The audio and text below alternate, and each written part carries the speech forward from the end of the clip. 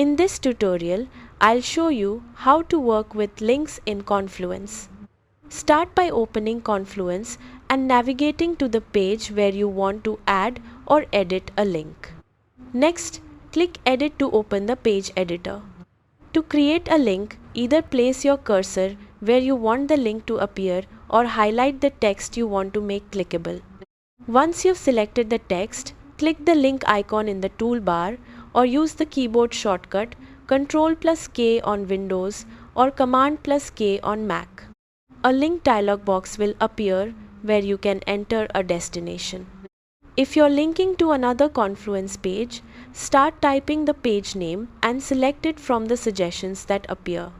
If you're linking to an external website, simply paste the full URL into the link field. You can also link to attachments, blog posts, email addresses, or specific locations within Confluence depending on your needs. After selecting the destination, review the link text to make sure it clearly describes where the link will take users. Then, click Insert to add the link to your page. You can edit or remove links at any time by clicking on them while editing the page.